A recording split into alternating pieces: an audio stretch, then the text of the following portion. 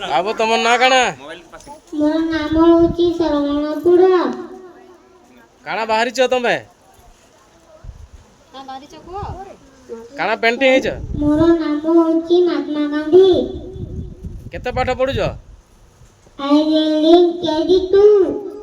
ठीक अछि ताको दियो तुम ना काना जियंसी द्वारी।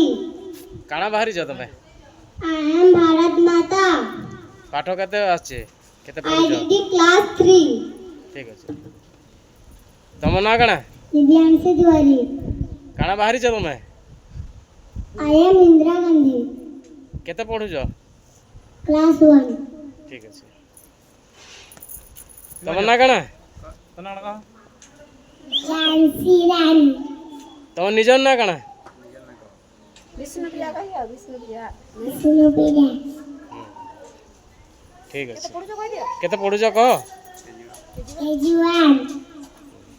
ठीक अछि एठारे उपस्थित थिबा समस्त अभिभावक ମୋର ସ୍ନେହର ଅତି ଆଦରର ଛୋଟ ଛୋଟ ଛାତ୍ରଛାତ୍ରୀମାନେ ଏହି ଦିବସ ଆଜି ହେଉଛି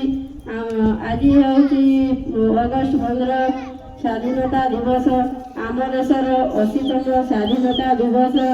ଏହି ଅବସରରେ ମୋ କୁନି କୁନି ପିଲାମାନେ କହିଥିବାରୁ ସମସ୍ତଙ୍କୁ ଧନ୍ୟବାଦ।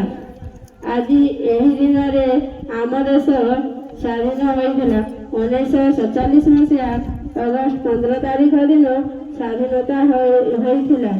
ଆମେ ଆଜି ସଂକଳ୍ପ କରିବା ଆଉ ଆମ ଦେଶ ପାଇଁ ଆଗେଇ ଯିବା। ମୁଁ ଏତିକି କହି ମୋର ବକ୍ତବ୍ୟ ଶେଷ କରୁଛି।